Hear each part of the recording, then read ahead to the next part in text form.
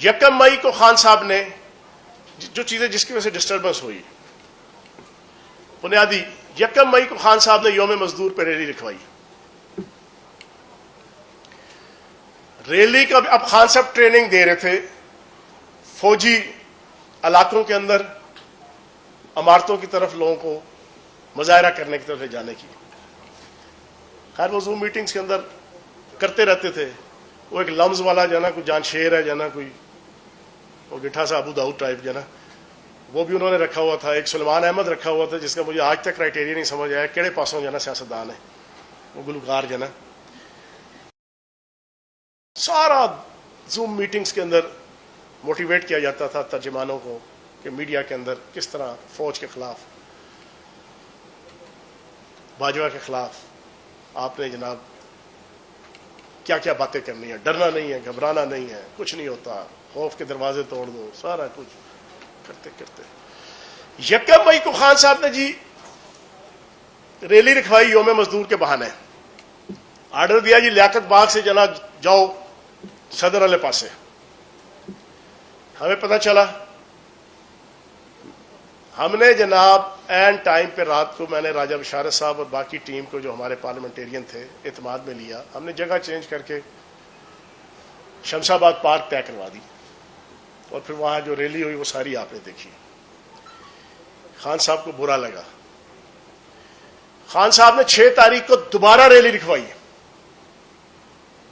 اور میٹنگ اس سے ایک دن پہلے کی اور ساروں کو کہا کہ ان کے ذہن میں ہے کہ وہ کچہری اور جی ایچ کے ساتھ ساتھ ہیں.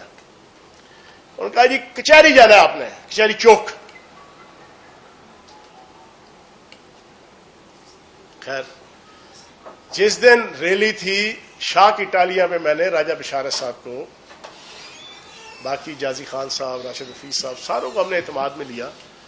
ہم نے کہا جی کہ ہم نے پل مرید حسن کا پل کراس نہیں کرنا. ہمیں مزاج پتہ ہے، ہم نے ساری زندگی سیاست کی، ہمیں پتہ ہے کہ مواب کا کوئی اخلاق نہیں ہوتا، مواب کی کوئی اخلاقیات نہیں ہوتی. اور پھر جس طرح پچھلے 1 سال کے اندر سوشل میڈیا کے ذریعے سے جو بیرونی طاقتیں یورپ کے نمبروں سے، یو اے ای کے نمبروں سے، امریکہ کے نمبروں سے جو سوشل میڈیا میں چل رہا ہے وہ میں پھر وقت کے ساتھ ساتھ آپ کے سامنے ساری چیزیں جو ہے نا وہ رکھیں گے انشاءاللہ. میں نے ساروں کو اعتماد میں لیا. اینڈ ٹائم پہ جب سارا جلوس آرگنائز ہو گیا میں نے کہا جی ہم نے وہ پل کراس نہیں کرنا. سارے اس بات پہ رضامند تھے سوائے واسق قیوم کے اور عمر تنویر بٹ اور آصف محمود. ان کو ڈائریکٹ میسیجز آتے تھے زمان پارک سے، ہم لوگوں کو نہیں آتے تھے ڈائریکٹ میسیجز.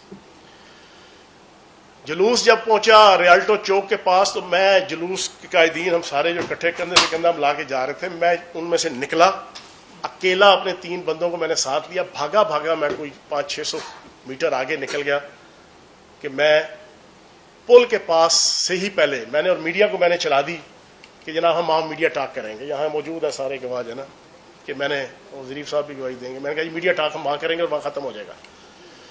میں پہلے ہی وہاں پہ پہنچ گیا. پھر وہاں پہ جو میں نے ساروں کو روک دیا. وہ آگے عمر تنویر بٹ لے کے بندے جا رہا تھا. میں نے کہا ادھر واپس آؤ. سرور خان صاحب اس بات پہ ایگری تھے کہ ہاں جی ادھر ہی میڈیا ٹاک کر لیں. بشارت صاحب کو بھی ایگری کیا ہوا تھا، وہ بھی سارے. ہم نے وہاں پہ میڈیا ٹاک کی، ختم. اگلے دن خان صاحب نے اسپیشل میٹنگ بلائی زوم پہ اور زرداری اور نواز شریف والی کی ساروں کی اور ٹکا کے کی. تم لوگوں نے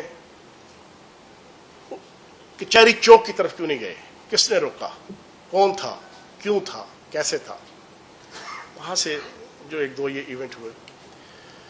پھر 9 تاریخ کا ایشو ہوا. 9 تاریخ میں اللہ پاک کا کرم ہے، مجھے بتانے کی ضرورت نہیں ہے، راشد شفیق، میں، راشد حفیظ اور جازی خان، ہم نے امیکیبلی لیاقت باغ سے لے کے ریالٹو چوک تک ایک بڑا پرامن طریقے سے اور تھوڑا سا وہ جو آنسو گیس کی شیلنگ ہوئی ادھر تک اپنا ایپیسوڈ کیا.